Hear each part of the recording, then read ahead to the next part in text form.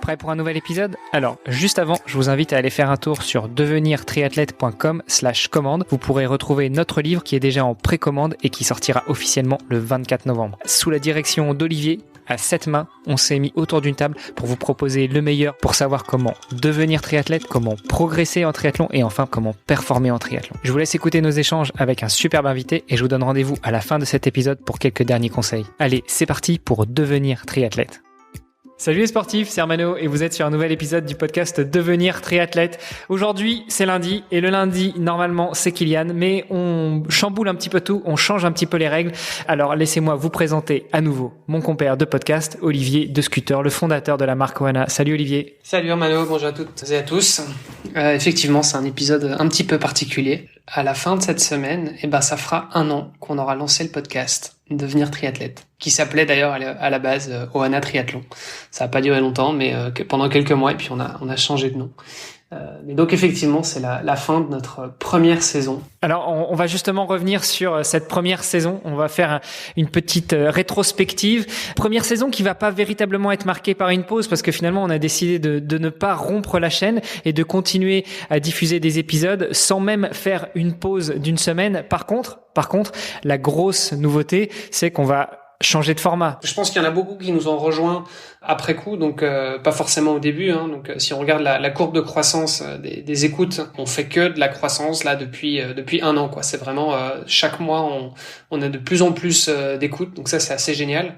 Et donc je pense que il y a beaucoup de gens qui nous ont rejoints il y a quelques semaines, il y a quelques mois, et qui n'ont pas forcément eu le début du podcast. Donc revenons peut-être un petit peu là-dessus. Je pense qu'on peut pas revenir sur le début sans revenir sur la genèse du podcast. Est-ce que tu te souviens comment cette histoire de podcast a commencé? Ouais, bien sûr.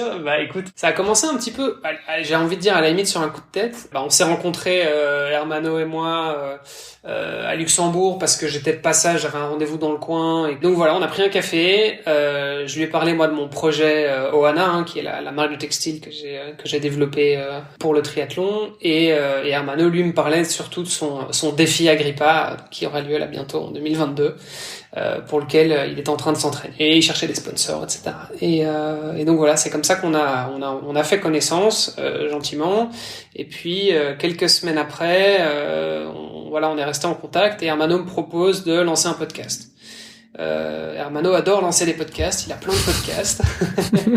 C'est sa grande passion à côté du sport. Et au début, je lui dis non, ça va me prendre du temps, j'ai d'autres choses à faire, c'est pas ma priorité. je dois déjà lancer une boîte, créer une marque, créer des produits, tout ça. J'ai d'autres choses à faire. Et puis Hermano m'a reproposé encore une fois, et puis une 3e fois quoi, je crois, en me disant mais ce sera ça fera un peu de visibilité pour la marque et tout ça, ce sera pas mal. Et puis il m'a eu aussi parce qu'il m'a dit tu vas voir, on va faire un épisode par jour de 5 minutes, ça te prend 5 minutes par jour, je m'occupe du montage, ça ira vite. Et c'est comme ça qu'il m'a eu. Moi, c'est comme ça que je t'ai eu. En même temps, au début, c'était ça, hein. Souviens-toi, on a fait effectivement 5 minutes par épisode. On avait même enregistré plusieurs épisodes d'un coup, ce qui fait que en un week-end, on avait déjà 2 semaines d'avance et puis ça roulait tout seul. Oui, c'est ça. Surtout qu'en plus, on n'avait pas d'invité, donc c'était juste, on le faisait juste à 2. Donc c'était relativement facile, c'est-à-dire que on préparait un tout petit peu les sujets, mais a priori, on connaissait quand même plus ou moins parce que au début, on a commencé à parler un peu de nous, on s'est présenté et puis on a aussi présenté le projet Oana, comment lancer une marque de textile dans le triathlon. Donc voilà, pour ceux qui veulent écouter, c'était les tout premiers épisodes qui datent d'il y a 1 an, ils sont toujours là, ils sont toujours dispo. Les 5 minutes, c'est vite devenu 7-8 minutes, puis 10 minutes, puis 12 minutes, puis 15. Puis il y a un moment, on s'est dit ok, il faut qu'on arrête de parler de nous, il y a peut-être d'autres gens intéressants, et donc on a invité d'autres gens. Et donc on a commencé à avoir des invités en fait toutes les semaines. Aujourd'hui, on est devenu le plus gros podcast francophone de triathlon. On fait plus de 5000 écoutes mensuelles et comme je disais, un épisode par jour. Donc... Yes, on est à 257 épisodes exactement. C'est quand même pas mal de boulot finalement. Mais en même temps, moi j'ai découvert le monde du podcast et ça m'a permis aussi de rencontrer énormément de gens plus incroyables les uns que les autres. Avec des parcours de dingue. Je trouve ça hyper inspirant, c'est hyper motivant et en même temps on apprend plein de trucs hyper concrets. parce que forcément, vous en tant qu'auditeur, alors j'espère que vous apprenez plein de choses, c'est probablement le cas. Si vous écoutez depuis un moment, j'imagine que c'est parce que vous y voyez une certaine valeur ajoutée, mais en vrai, moi aussi j'apprends plein de trucs et donc je trouve ça génial. Et donc j'ai vraiment complètement adhéré à ce média, quoi, au podcast. C'est pour ça qu'on a rien lâché, et qu'on a continué au rythme d'un épisode par jour, 2 semaines. Alors on a continué à ce rythme-là, et puis finalement, plus ça va et plus nos entretiens avec nos invités se rallongent, et plus on se dit que, alors outre la charge de travail qui augmente, mais ça fait partie du jeu, mais plus on se dit que finalement les entretiens assez longs peuvent apporter beaucoup plus de valeur ajoutée à nos auditrices et nos auditeurs, et ce qui peut peut-être aussi expliquer notre décision de changer de rythme. On s'est posé des questions, évidemment, puisqu'on s'est dit on fait un épisode par jour, c'est bien, il y a de la croissance, c'est bien, mais est-ce qu'il n'y a pas moyen d'encore aller optimiser certaines choses? Et donc on a notamment créé un groupe Facebook, ça je pense que la plupart d'entre vous sont déjà au courant, donc un groupe Facebook qui s'appelle Devenir triathlète, et on a posé énormément de questions. En fait, c'était l'opportunité aussi pour nous de créer de l'échange, puisque le podcast, ça va fort dans un sens. Mais voilà, nous, on vous entend pas. Enfin, on sait pas qui vous êtes, on sait pas ce que vous pensez, on n'a pas accès. On sait pas quelles sont les questions que vous vous posez, les sujets qui vous intéressent. Et donc, c'était un petit peu l'objectif. Et donc, on a notamment lancé un sondage sur Facebook, dans le groupe et sur LinkedIn. Et on a vu qu'il y avait quand même une majorité d'entre vous qui préféraient des formats un petit peu plus longs. Donc, c'est pour ça, effectivement, qu'on va changer le format sur la 2e saison. À la louche, on va dire entre 1 heure et 2 heures. Grosso modo. Et ça permet effectivement d'avoir moins de coupures, donc peut-être de rentrer peut-être un petit peu plus loin aussi dans les sujets. Et puis aussi tout simplement au niveau de l'écoute, je pense que ce sera plus facile aussi de pas devoir jongler entre un épisode et un autre. C'est vrai que si on est en train de courir ou autre, ou même au volant, je sais pas, c'est peut-être pas forcément le plus pratique. Selon les plateformes de podcast qu'on utilise, c'est pas forcément dans le même ordre, etc. Donc on a décidé effectivement de partir sur un nouveau format pour la saison 2 qui va démarrer du coup dans 1 semaine. Tu nous as parlé de la durée des épisodes, à peu près 1 heure, 1 heure et demie. Par contre, tu nous as pas parlé de la fréquence. On était jusqu'au 23 novembre sur un épisode par jour de semaine. Là, on va passer sur un épisode par semaine. On va vous laisser découvrir quel jour ce sera. On va quand même vous laisser un petit peu de suspense, sinon c'est pas drôle. On va donc passer à un épisode par semaine. Ça, c'est pour ce qui vous attend pour la saison 2. D'abord, j'aimerais bien faire un petit flashback à nouveau sur la saison 1. Est-ce qu'on passerait pas un petit peu en revue les 42 invités qu'on a déjà eus, et histoire de donner un petit peu l'eau à la bouche à nos auditrices et nos auditeurs qui n'auraient pas suivi toute l'histoire du podcast. En espérant ne rien avoir oublié, évidemment. Non, je m'en souviens très bien. Vas-y, c'est parti. Allez, on prend une grande inspiration. On a commencé déjà par tous les membres de l'équipe du livre Devenir triathlète. D'ailleurs, il va falloir en parler de ça, parce qu'on ne l'a pas encore abordé. Mais bon, on a donc commencé avec Yves Darvan, qui représentait les 3 frères. Ouais, alors effectivement, au mois de décembre, il y a eu ce projet, donc en fait, quelques semaines après le lancement du podcast, il y a eu ce projet d'écrire un livre. Et donc, le livre, forcément, moi, je fais un peu de triathlon, c'est clair, j'adore ça, ça me passionne, mais je suis ni coach, ni nutritionniste, ni préparateur mental, ni médecin, et donc j'ai voulu. Ah bon, t'es pas tout ça? Je croyais que t'étais triathlète. Ouais, mais bon, ça n'inclut pas tout ça. Je suis pas expert là-dedans, donc j'ai pas cette légitimité que pour écrire un livre qui soit suffisamment exhaustif. Et c'est un petit peu ce que je reprochais d'ailleurs aux différents livres qui peuvent exister aujourd'hui, puisqu'en général c'est des livres qui sont souvent écrits plutôt par des coachs et donc qui ont éventuellement des bonnes bases en préparation physique, mais pas forcément dans les autres domaines. Et donc souvent c'est des livres qui peuvent être parfois un peu incomplets. Donc voilà, l'objectif justement de ce livre, c'était de rassembler tous les différents spécialistes dont un triathlète pourrait avoir besoin dans sa préparation. Et donc c'est pour ça qu'on a eu il y a eu 6 chapitres pour ce livre qui sortira d'ailleurs le 24 novembre, c'est-à-dire la semaine prochaine. Tiens, c'est bizarre, ça correspondrait pas un peu avec la date du lancement de la 2e saison? Ouais, c'est ça en fait. On termine la saison 1 avec la sortie du livre, quoi. C'est un peu le bon timing, on va dire.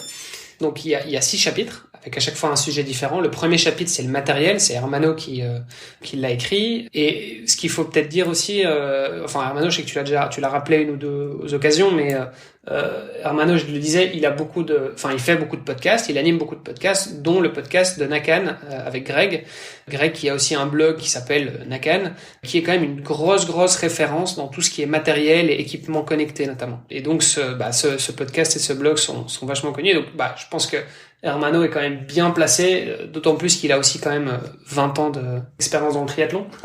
Plus maintenant il se renouvelle dans le swimrun, mais voilà, je pense que l'idée c'était aussi d'avoir quelqu'un qui puisse retracer les différentes tendances d'équipement, les différentes technologies qu'on a pu voir apparaître dans ces dernières années, parce que c'est vrai qu'aujourd'hui on a les montres connectées, on a les ceintures pour mesurer le rythme cardiaque et autres. J'imagine, c'est pas des trucs que toi t'avais il y a 20 ans quand t'as commencé le triathlon, donc c'était quand même intéressant d'avoir un peu cette remise en perspective. Ouais, bon, alors, les capteurs thoraciques, on les avait quand même il y a 20 ans, hein. Ne me vieillis pas tant que ça, s'il te plaît, petit genou. Par contre, c'est vrai que les montres cardio GPS, ça n'existait pas. Les pédales automatiques, par exemple, c'était un peu réservé à une élite, donc c'est vrai que ça a permis de remettre un petit peu en perspective tout ça. Et même si j'étais pas au début du triathlon, moi j'ai commencé le triathlon en 96, et 96, ça commençait doucement à arriver, à devenir un petit peu plus populaire en Europe. Donc c'est vrai que ça permet d'avoir une vue un petit peu plus large de ce que c'était et de ce que c'est devenu. Et c'est vrai que ça m'a beaucoup aidé, cette entre guillemets expérience que j'ai pu acquérir dans le triathlon, pour pouvoir en parler dans ce chapitre. Hermano, lui, a écrit le premier chapitre et donc on a d'ailleurs consacré une semaine du podcast où on a invité aussi Greg, d'ailleurs, du podcast Nakan, et on a parlé justement matériel. Alors, c'est quoi le matos obligatoire pour pouvoir prendre le départ d'un triathlon, quel est le matériel recommandé pour quand même terminer son triathlon et arriver traverser la ligne d'arrivée. Et puis quel est le matériel, on va dire un peu plus optionnel, qui va permettre d'améliorer la performance ou le confort. Donc voilà, donc c'était je dirais le premier invité qu'on a eu. En fait, c'était Greg. Puis on a eu Yves Darvan, donc qui fait partie de la fratrie des 3 frères Darvan, qui sont tous les 3 coachs, préparateurs physiques, et qui coachent plein d'athlètes en Belgique de haut niveau, qui eux-mêmes ont tous les 3 fait du sport à haut niveau, et voilà, ils ont monté une structure ensemble qui s'appelle Start Today, et avec laquelle ils encadrent énormément de sportifs aujourd'hui. Donc eux, forcément, au niveau du livre aussi, je fais à chaque fois un peu le parallèle, hein, mais ils ont écrit tout le chapitre sur la préparation physique. Et il y a un plan d'entraînement dans le bouquin avec à chaque fois, donc c'est des plans d'entraînement de 12 semaines pour les 3 distances, donc distance olympique, semi-Ironman et Ironman. Et donc après Yves, tu disais, donc il y a eu Mehdi Moussadi, qui lui est ostéopathe du sport, qui a aussi encadré des équipes de sport au niveau national, mais en tant qu'ostéo.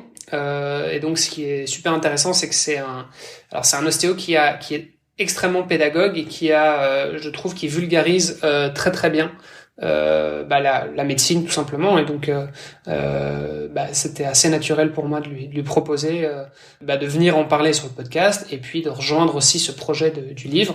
Et donc lui a écrit un chapitre sur la prévention des blessures, qui est un sujet quand même vachement important pour tous les triathlètes. Enfin, je ne connais pas de triathlète qui se soit jamais blessé, donc c'est des choses qui arrivent. J'ai presque envie de dire, je connais pas de sportif qui se soit jamais blessé, parce que finalement le livre, on l'a appelé Devenir triathlète. C'est vrai que c'est un gros focus sur comment devenir, progresser et performer en triathlon.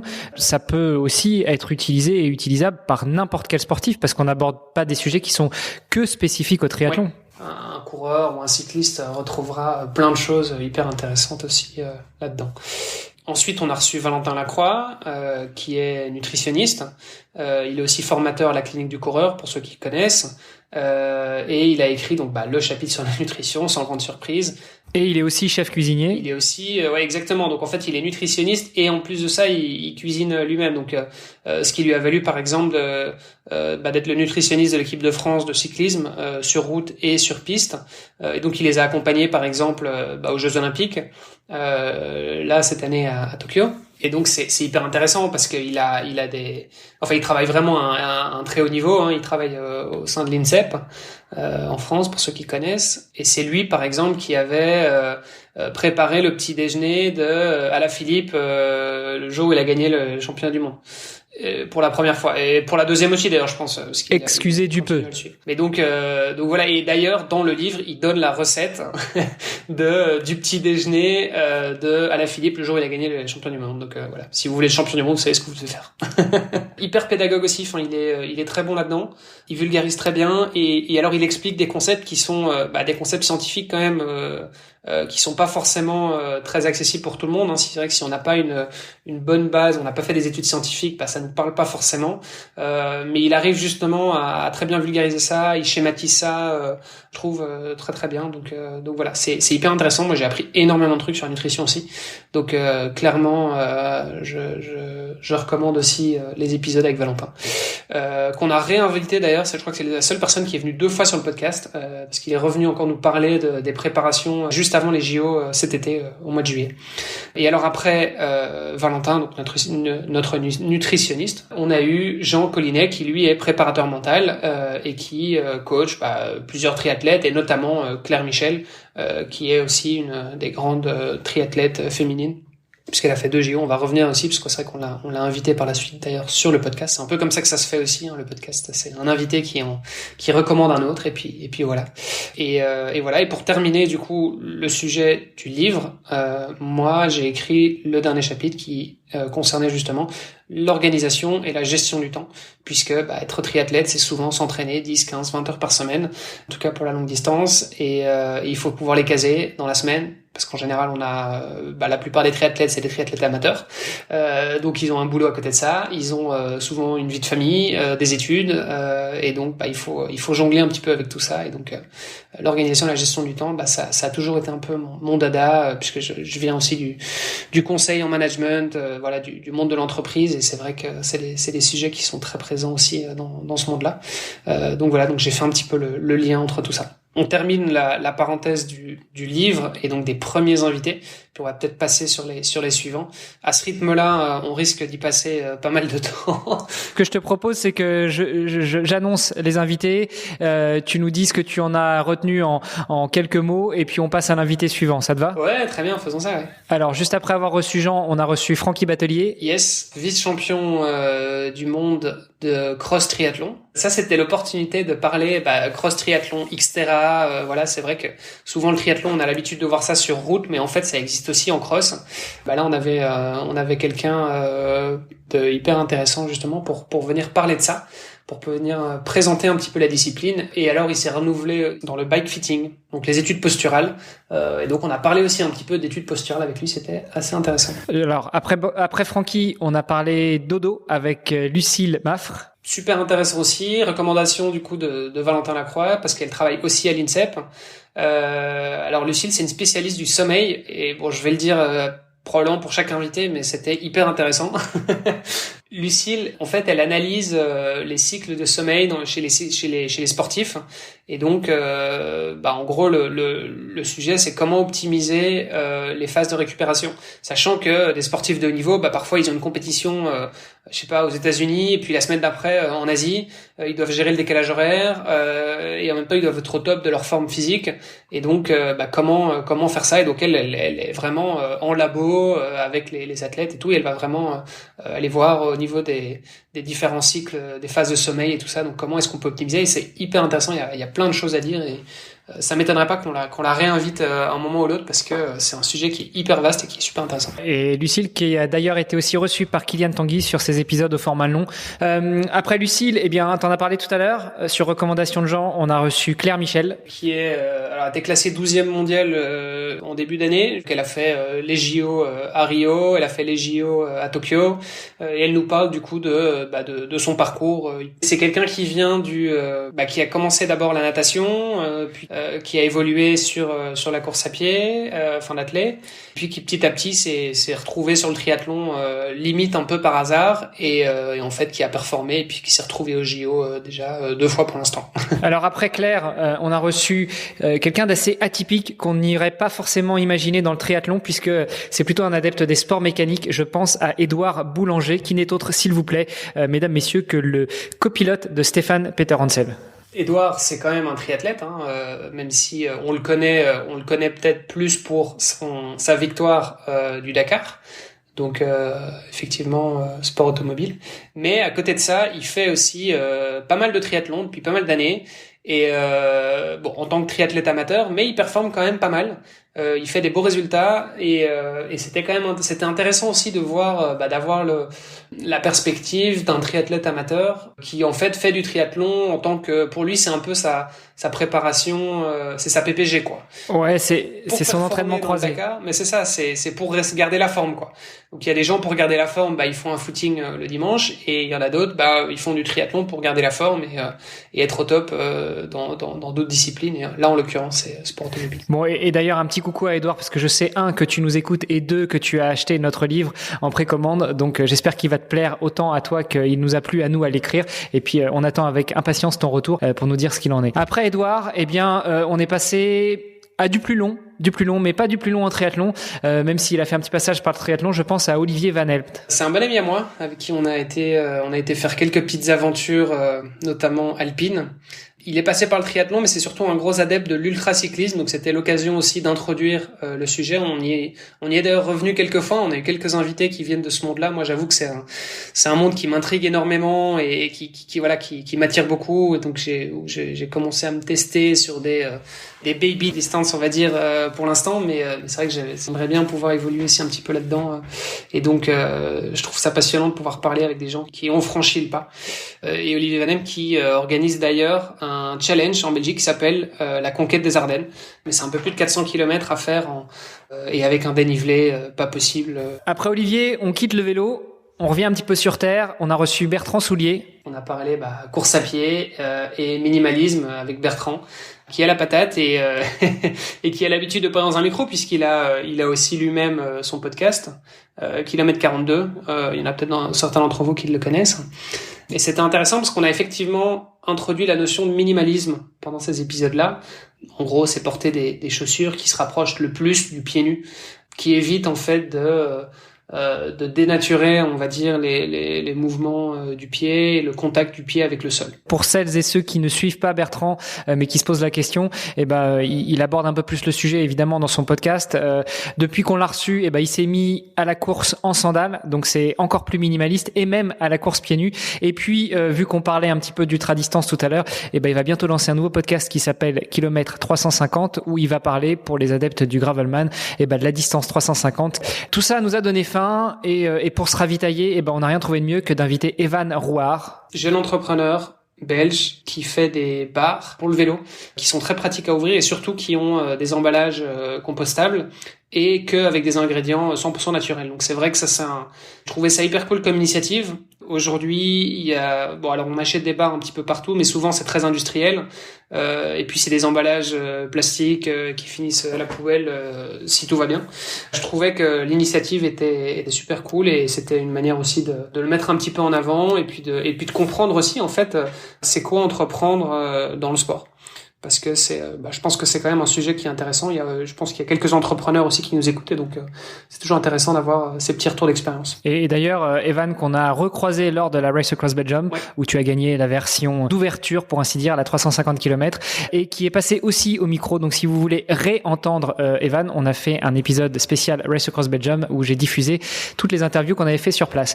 Et puis, on a parlé d'ultracyclisme. On parle pas encore d'ultra distance en natation. Par contre, on est passé à l'ultra et en particulier au trail puisqu'on a reçu Nico du Let's Trail podcast. Encore un autre qui était habitué au micro puisqu'il a aussi son propre podcast de trail. C'est vrai que c'était l'occasion justement de parler de trail parce que Ok, le trail c'est pas du triathlon, certes.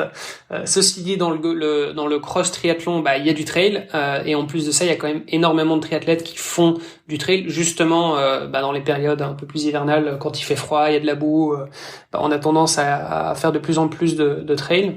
C'était l'occasion effectivement de pouvoir en discuter un petit peu avec Nico. Pour compléter, il n'y a pas que dans le cross triathlon qu'il y a des épreuves de trail dans le triathlon, parce que je me souviens des championnats de France de triathlon longue distance de Belfort le 6 juin 2009.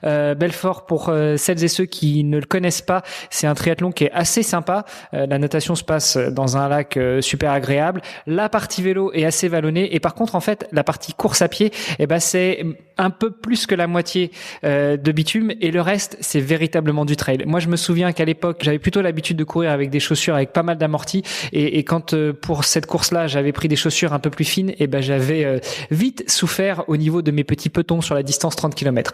Bref, après avoir reçu Nico, là, j'ai assisté à une grosse séance d'émotion, parce que on enregistre nos podcasts en visio, et là, j'ai vu un père parler à son fils. Oui, effectivement, on a même invité mon papa sur le podcast. Il y a un sujet qu'on n'avait pas forcément abordé, c'est celui du bikepacking, donc du voyage en autonomie. C'est-à-dire partir avec son vélo, mettre sa tente, son réchaud, sa bouffe, son eau, enfin voilà, tout sur le vélo, et partir voyager comme ça. Et en fait, moi, quand j'avais 6 ans, j'ai vu mon papa partir traverser l'Himalaya à vélo, et puis il a recommencé encore quelques années plus tard, il l'a fait 2 fois. Et donc c'est vrai que pour moi c'était des souvenirs assez incroyables, et puis c'était l'occasion aussi de parler un petit peu bikepacking, comment ça se passe, comment on s'organise, une série d'épisodes qui étaient encore une fois un peu trop courte, et en même temps c'est des histoires que je connais déjà, mais qui sont toujours agréables à réécouter, donc Puis ton papa a quand même introduit une notion dans le podcast qui était la philosophie du sport, qu'on a évidemment continué avec l'invité suivant, qui était Lilian Dosa, qui, pour ainsi dire, est un aventurier du sport. C'est pas un triathlète, c'est pas un cycliste, c'est pas un coureur, c'est pas un rameur, c'est quelqu'un qui s'adonne au sport et qui se fait plaisir.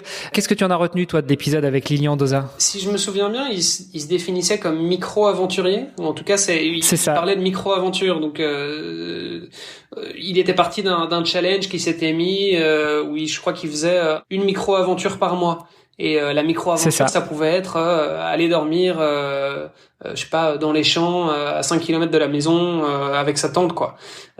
C'était des trucs comme ça, et puis petit à petit, ça l'a emmené dans un tour du monde à vélo avec ses 2 petites filles et son épouse. Et donc ils sont partis, ils ont été en Asie, ils ont fait un tour d'Europe, ils sont partis du Mexique, ils sont descendus jusqu'en Amérique du Sud. On parle quand même triathlon, donc il a quand même fait du triathlon, hein. Il est pas que triathlète, mais bon, il a fait du triathlon, donc faut considérer qu'il est triathlète aussi d'une certaine manière, puisqu'il a fait la traversée de la France en triathlon. J'ai plus les distances en tête, mais une grosse diagonale en vélo, et puis plusieurs journées de course à pied pour rejoindre, grosso modo, il est arrivé jusque dans le sud-est, et puis là il a rejoint alors je sais pas si c'était au pied des Alpes ou quoi, mais de là il a rejoint la côte à pied, en courant, puis il a terminé encore avec 20 ou 30 kilomètres de natation sur le bord de côte, quoi. Ça, c'était un gros challenge, et puis après ça, il a même fait encore la traversée de l'Atlantique à la rame. Enfin bon, voilà, le genre de mec qui fait des challenges un peu dingues. Après le bikepacking, on est parti on est resté dans la thématique de l'aventure, on va dire. On a ensuite reçu Maxime Pétré. Là, on revient un petit peu plus sur le triathlon pur et dur, puisque Maxime Pétré, alors, est triathlète, certes, mais il est aussi président de club. Il est président, en l'occurrence, du club où je suis membre depuis plusieurs années, qui est le RCBT à Bruxelles. Et donc, c'est le président du club. Et donc, c'était intéressant, en fait, de parler un peu club, finalement. Parce que c'est vrai que quand on est triathlète ou qu'on veut devenir triathlète, on se pose cette question. Est-ce que je veux rejoindre un club ou est-ce que je m'entraîne en solo? Il y a des avantages et des inconvénients. Il faut dire que faire partie d'un club, c'est quand même surtout beaucoup d'avantages, que ce soit au niveau des séances d'entraînement, des créneaux piscine, à l'accès à des entraîneurs, que ce soit au niveau des licences, des assurances. Enfin voilà, il y a énormément de points positifs. Mais donc c'était l'occasion effectivement de revenir un petit peu là-dessus. Est-ce que ça vaut la peine de faire partie d'un club, oui ou non? On a abordé cette question sur la semaine. Ensuite, on a continué avec Nicolas Tillman. qui est un triathlète et surtout un duathlète professionnel. Et donc c'était intéressant aussi de revenir un petit peu sur, on est revenu sur son parcours, on est revenu aussi surtout sur à quoi ça ressemblait la vie d'un athlète pro qui travaille aussi quand même sur le côté, parce que il faut le dire, enfin tous les athlètes pro ne vivent pas forcément que du sport. On peut être athlète de très haut niveau, mais en même temps devoir cumuler ça avec un boulot sur le côté. Et donc voilà, on a pu revenir un petit peu là-dessus. Comment il s'organisait justement pour combiner ses entraînements avec le boulot. Bon, et puis on parle de boulot. On a reçu une invitée ensuite qui bosse aussi beaucoup, qui s'est lancée dans des aventures, à savoir Hélène Drouin. Exceptionnelle série d'épisodes avec Hélène. En fait, Hélène, elle a tout simplement gravi le sommet de l'Everest. C'est la plus jeune Française à l'avoir fait. Accessoirement, Hélène, un peu comme Édouard Boulanger, pour préparer sa discipline principale, elle fait du triathlon. Donc pour garder la forme, elle fait du triathlon et pas n'importe lequel, elle fait des Ironman. Donc c'est hyper intéressant. On a parlé triathlon évidemment, mais on a aussi parlé de son ascension de l'Everest, comment est-ce qu'elle a préparé ça, comment ça s'est passé sur place, les différents camps, les différents stades d'acclimatation, etc. pour l'ascension de l'Everest. C'était vraiment hyper intéressant aussi. Et tout ça avec un métier de médecin urgentiste, puisque Exactement. Hélène est franco-anglaise et médecin. Donc des journées bien chargées. On revient un petit peu en Belgique. Et on a reçu Louis Bouillet. Donc dans la même lignée, on a eu Maxime Pétré pour président de club. Là, on a un président de ligue francophone de Belgique de triathlon. Et donc c'était intéressant aussi d'avoir le côté un petit peu plus institutionnel et de comprendre comment ça se passe. En fait, c'est quoi le rôle d'une ligue de triathlon ? Comment est-ce qu'elle fédère les différents clubs et tout ça ? En parallèle, inutile de le dire, mais Louis est aussi triathlète et il s'est aussi notamment qualifié pour Hawaï. Donc on est évidemment revenu sur sa qualif pour Hawaï, comment ça s'est passé, la course sur place et tout ça. On reste dans le triathlète, mais qui s'essaye plutôt à ce sport alors que son sport de prédilection c'était plutôt le 2 roues.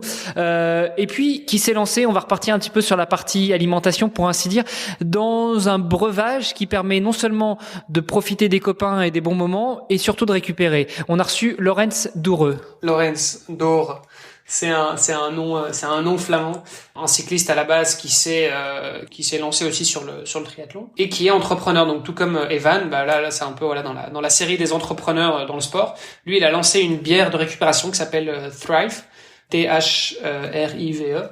Et donc voilà, c'est juste une bière sans alcool avec un peu plus de glucides et de protéines qui est en fait parfaite pour la récupération. Donc plutôt que de se prendre un shake protéiné après le sport, lui il propose la bière, donc histoire de pas devoir faire de compromis.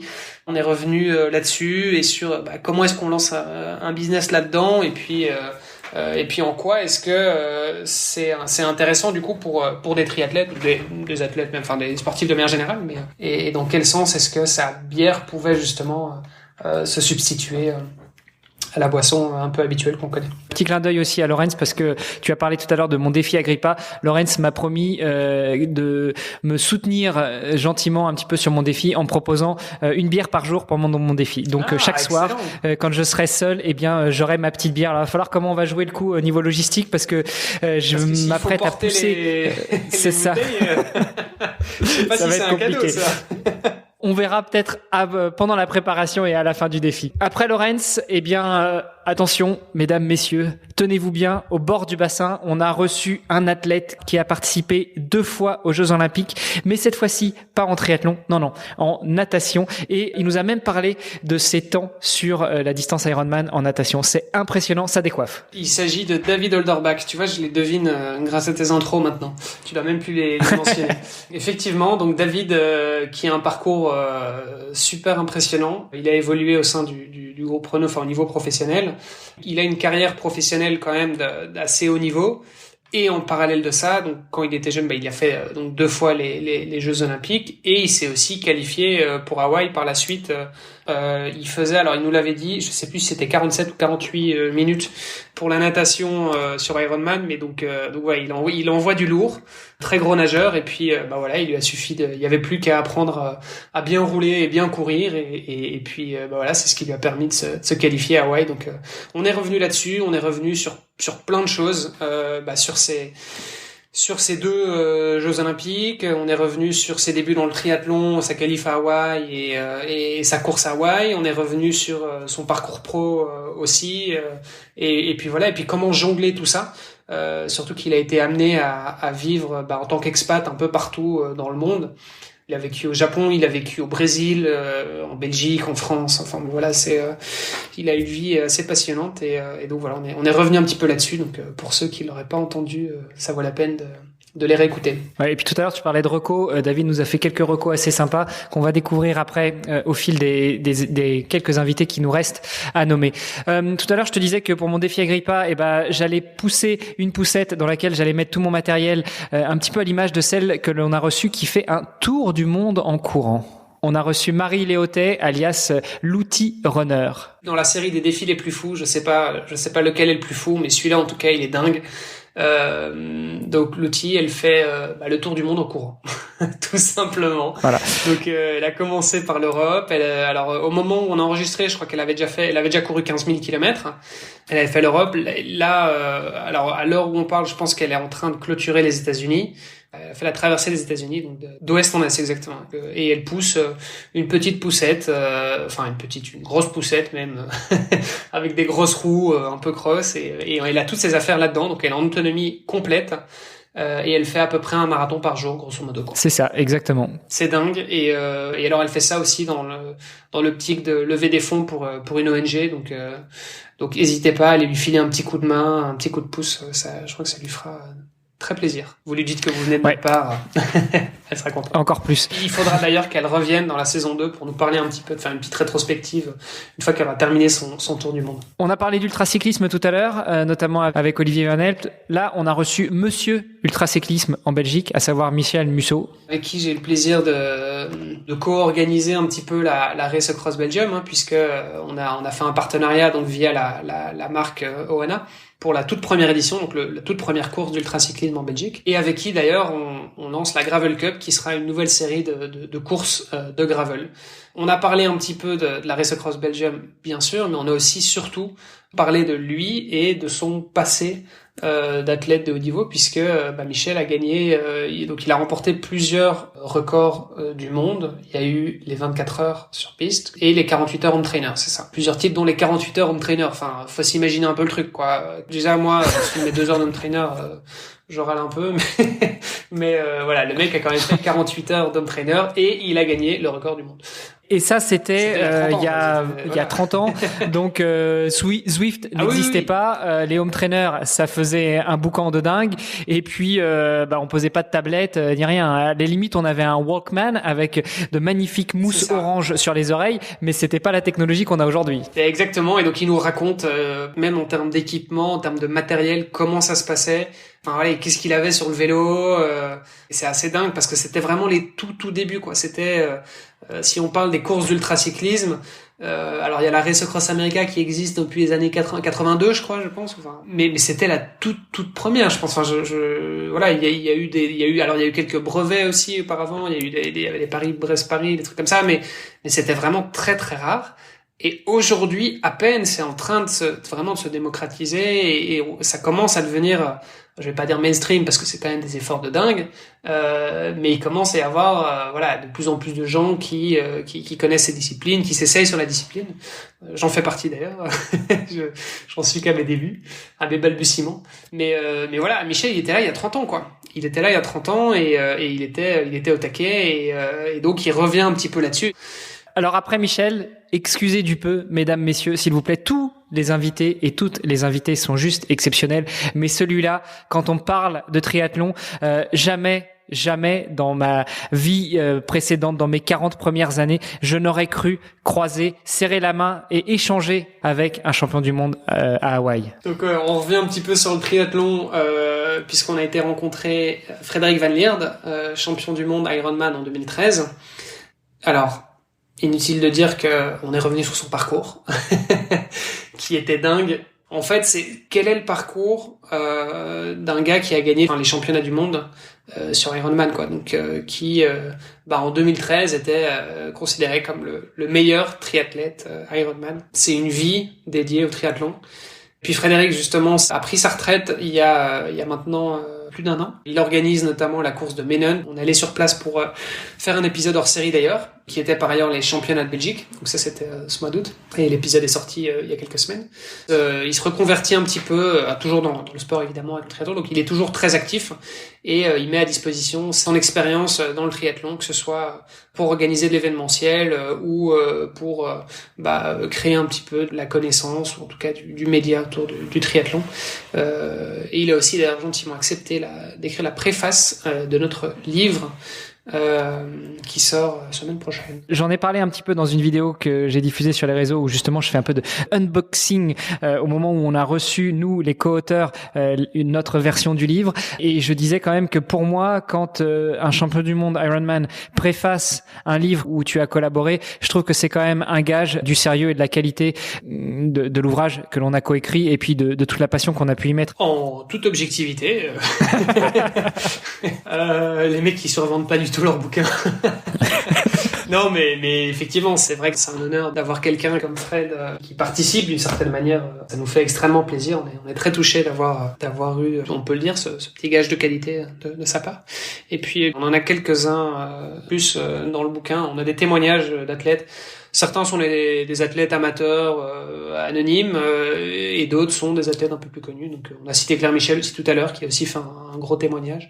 Axel Zebrouk qui a aussi témoigné, Francky Batelier qu'on a déjà mentionné aussi. Donc voilà, on a quand même pas mal d'athlètes d'assez haut niveau aussi dans l'ouvrage. Donc non, c'est clair, c'est hyper intéressant et que ce soit sur le podcast ou dans le bouquin, enfin voilà, c'est un plaisir énorme quoi, c'est pouvoir bosser en direct avec des gens qui sont au top de leur sport quoi. Tout à l'heure quand on a abordé la venue de David Holderbach, j'ai dit qu'il nous avait aussi permis de faire des rencontres.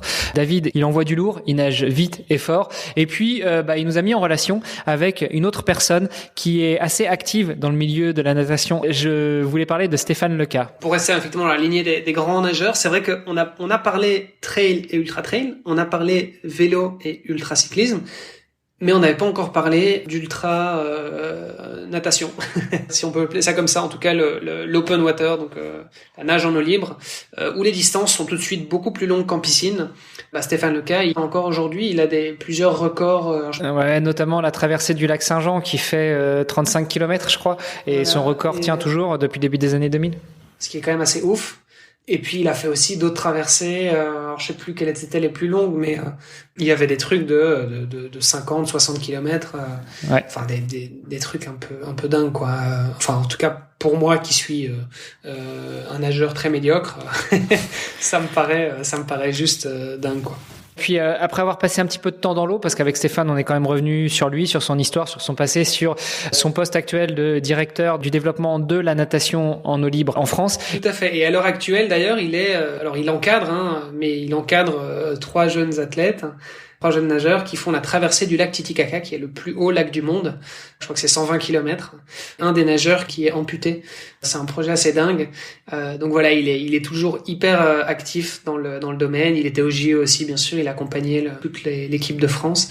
Et le lac Titicaca, pour la petite anecdote, moi j'y étais en 2013. J'étais sur un bateau, j'ai sauté du bateau. Je peux vous dire que l'eau était glaciale. Je suis pas resté longtemps dans l'eau. Donc franchement, respect pour ces 3 nageurs qui vont se taper 120 km à la nage. Après avoir passé un petit peu de temps dans l'eau, on est revenu sur Terre. Tout à l'heure, on a parlé de minimalisme quand on a reçu Bertrand Soulier. Et là, on a reçu un autre invité qui nous a parlé pas que minimalisme, de manière générale, de la foulée, de l'amorti et de plein d'autres choses. Et puis de la structure qu'il a créée pour justement évangéliser chacune et chacun à la course à pied, aux bienfaits ou aux méfaits de certaines pratiques. Je veux parler de Blaise Dubois. Dans la série des super experts à renommée mondiale, effectivement, Blaise Dubois, fondateur de la clinique du coureur, une grande célébrité. Moi, j'ai son livre sur ma table de chevet. C'est vraiment une référence. Le livre qui s'appelle La clinique du coureur d'ailleurs. Et donc ouais, il a vraiment construit une base de connaissances incroyable. Il challenge énormément le statu quo. En fait, dans le sport et même dans la médecine, de manière générale, il y a quand même beaucoup de légendes urbaines sur la manière dont fonctionne le corps. Je pense que la majorité des gens, si tu les interviews dans la rue, vont te dire que la course à pied c'est pas bon pour les articulations parce que ça fait mal aux genoux, parce que machin. Alors que en réalité, non.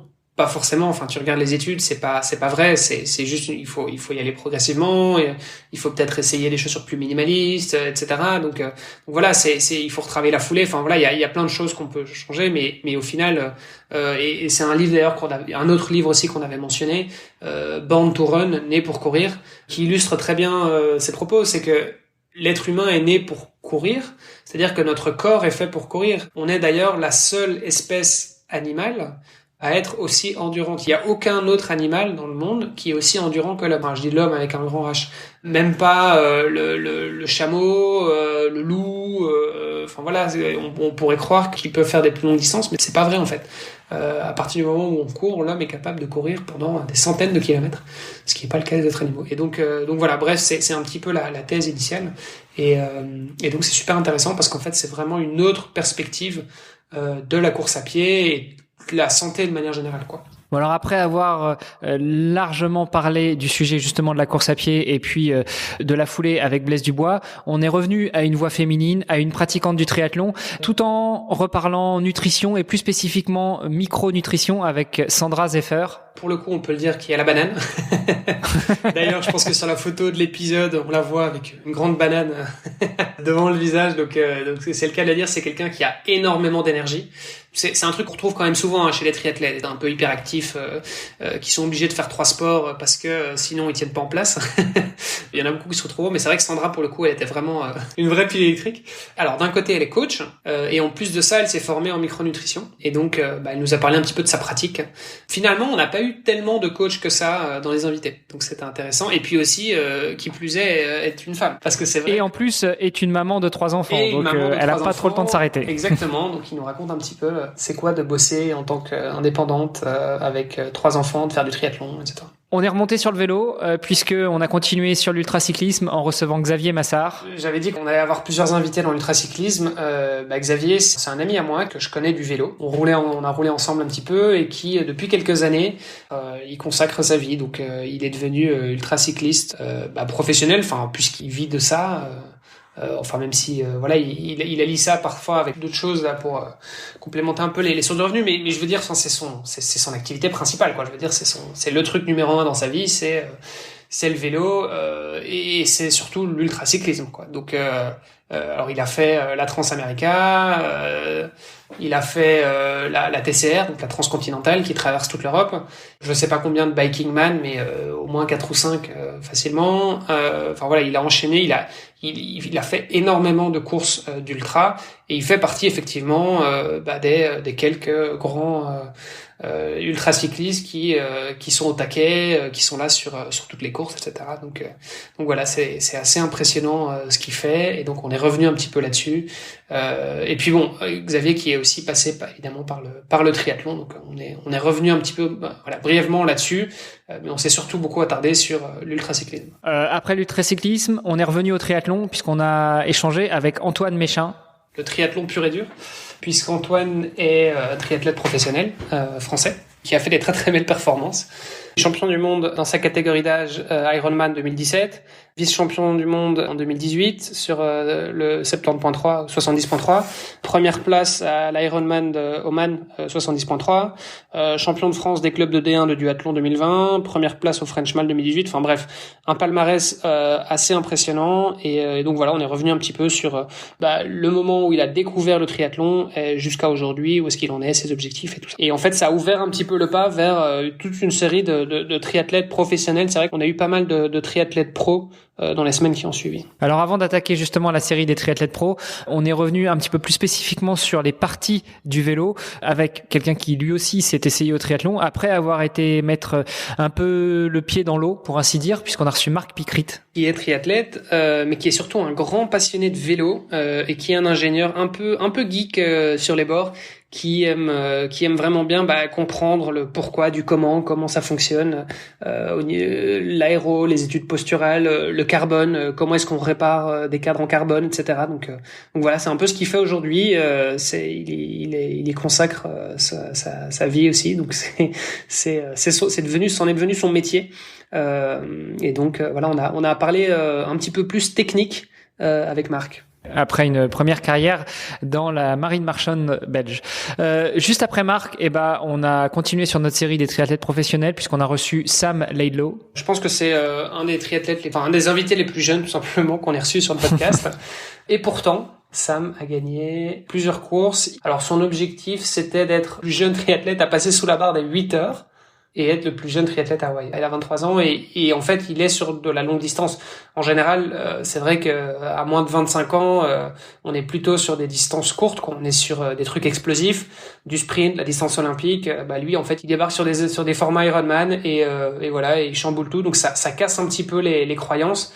On a l'habitude de penser qu'en fait il faut attendre quelques années, que quand on est jeune on n'a pas trop d'endurance. En fait il se trouve que c'est un peu différent. En même temps, Sam, il a commencé le triathlon à 4 ans, donc finalement il a aussi 20 ans de carrière, quoi. Exactement. Après Sam, on a parlé toujours triathlon avec un triathlète, mais aussi d'un autre sujet qu'on n'avait pas encore abordé du tout pendant le podcast, puisqu'on a parlé un peu dopage avec Mathieu Muller, qui est aussi un triathlète de haut niveau et qui travaille au ministère des Sports pour la prévention contre le dopage.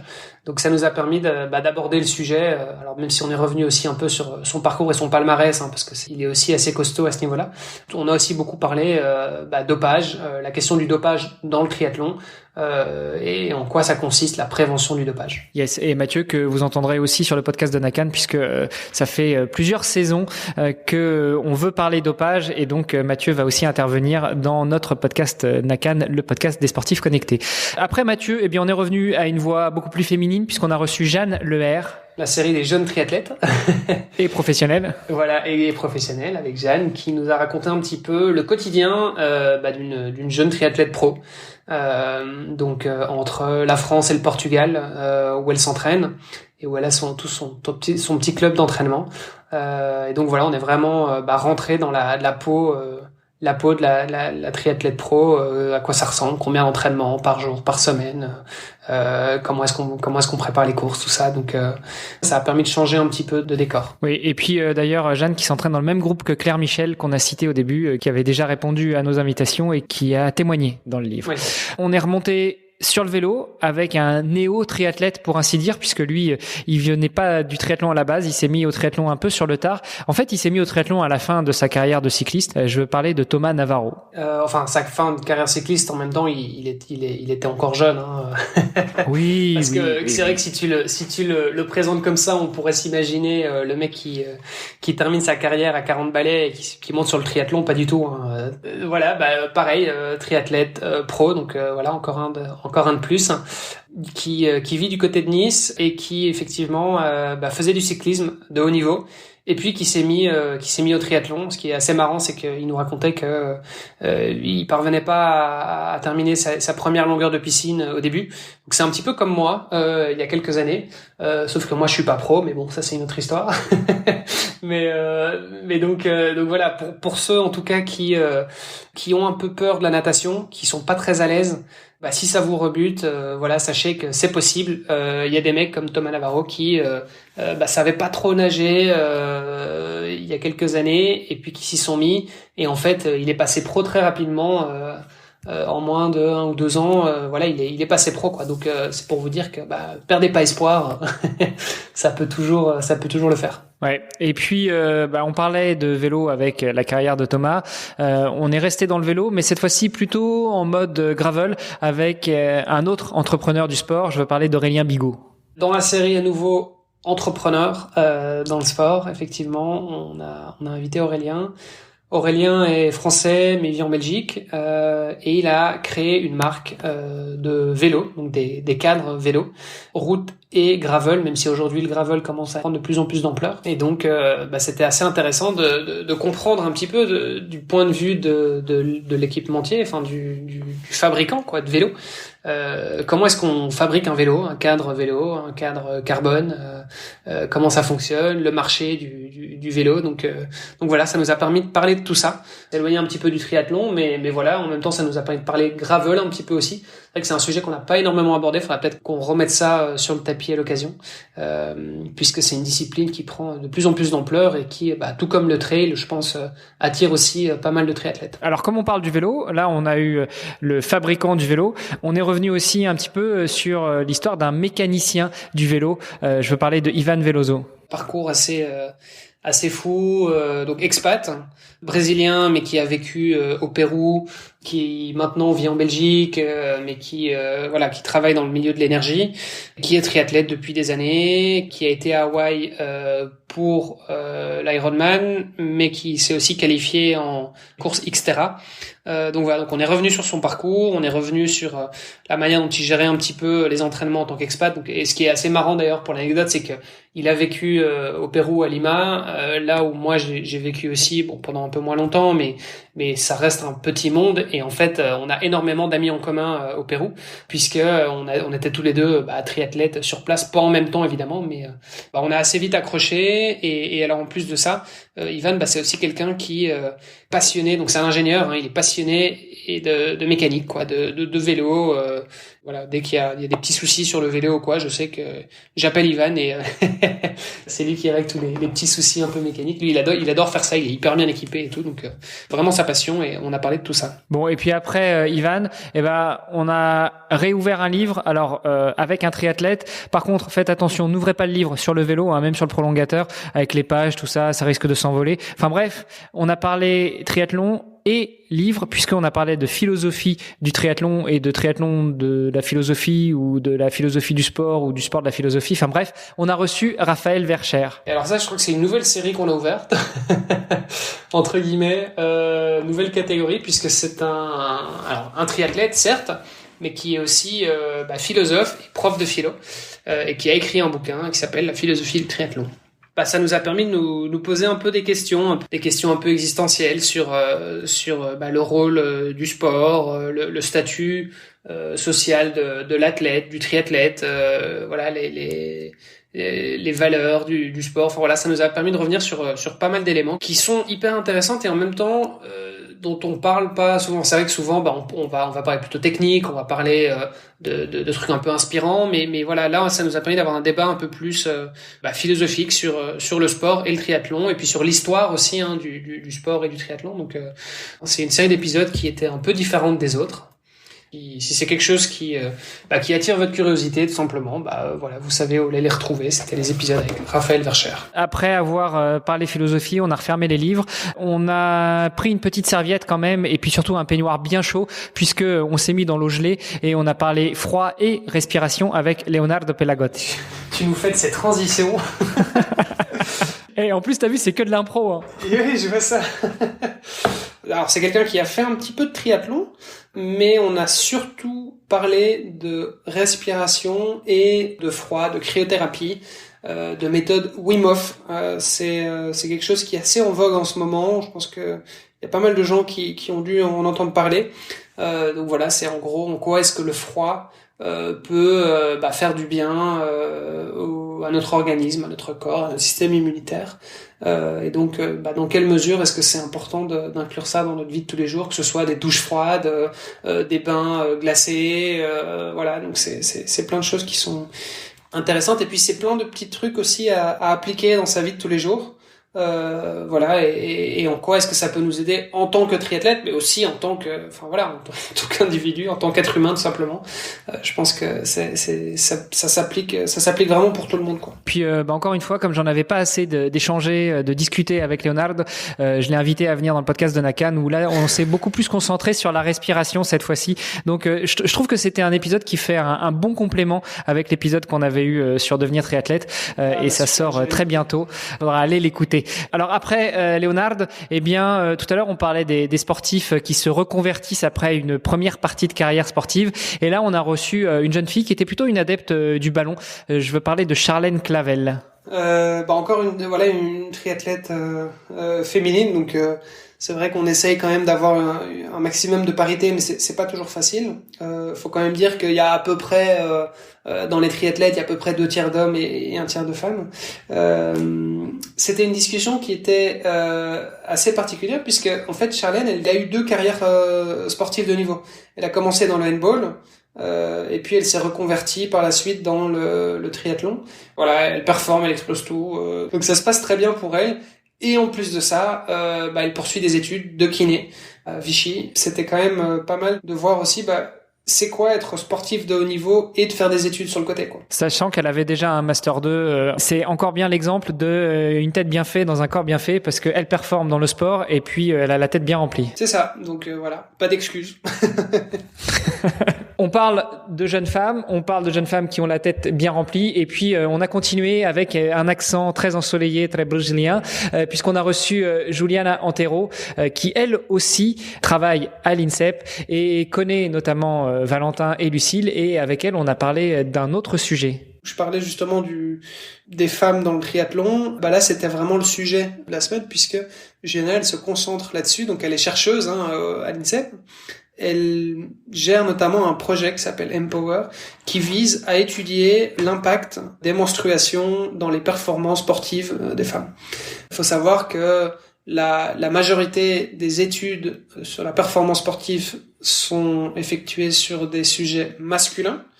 Et donc, forcément, c'est un petit peu biaisé. C'est-à-dire, est-ce qu'on peut reprendre la conclusion de ces études et les appliquer aux femmes? Non, pas forcément. Parce que justement, on n'a pas les mêmes corps, on n'a pas les mêmes organismes. C'est différent. Les femmes ont des menstruations avec un taux d'hormones qui va varier en fonction des semaines. Et ça va impacter énormément de choses en fait dans le corps. On est revenu un petit peu là-dessus. C'était aussi un épisode qui a été très apprécié, notamment par les femmes évidemment, mais aussi par les hommes. On a eu beaucoup de bons retours de ces épisodes-là. Donc, c'est des épisodes qui sont sortis il y a pas si longtemps que ça, donc n'hésitez pas à aller refaire un tour. La semaine dernière, on a terminé avec Lionel Lestrade, encore une recommandation de David Holderbach. Lionel qui opère dans le sport et puis qui finalement travaille aussi dans le milieu du sport au quotidien. Oui, alors en plus d'être triathlète depuis, alors ça doit faire aussi 20 ans je pense de son côté, il a fait une vingtaine d'Ironman, il s'est qualifié pour Hawaï, en plus de ça il est kiné et ostéo. Voilà, on est revenu et sur son parcours, lui en tant que triathlète, mais aussi sur sa profession médicale et donc ce que ça représentait en fait d'être kiné, ostéo et sa vision du sport. C'est quand on a justement cette connaissance scientifique, médicale, on a une approche différente du sport évidemment. Enfin, on comprend beaucoup mieux. On comprend oui, ça c'est un tendon, ça c'est un ligament, c'est un muscle. Et donc forcément, je pense que ça impacte beaucoup notre approche. Et moi personnellement, c'est quelque chose que j'essaye de comprendre davantage. Je trouve ça passionnant quoi. La magie du corps humain, comment est-ce que le corps fonctionne. Et donc c'est pour ça que j'aime beaucoup parler avec des gens comme Lionel ou comme avec Mehdi par exemple aussi. Donc c'est des choses qui sont hyper intéressantes, sur lesquelles on revient d'ailleurs dans le livre, je reviens encore une fois dessus, mais on a tout un chapitre de prévention des blessures sur le sujet. Bon voilà, on vient de faire le tour, plus de 40 invités, c'est énorme. Je réalisais pas que c'était aussi énorme, ça fait plus d'1 heure là qu'on est en train d'enregistrer. On s'était dit qu'on se faisait un petit épisode rapide, on allait rappeler rapidement, faire le topo sur la première saison. Là pour le coup on a fait un gros tour. J'espère que vous avez pris note des invités qui vous ont plu et que vous allez pouvoir aller les rechercher, les retrouver sur le podcast. Il y en a quand même un peu plus de 250, 156 c'est que tu disais.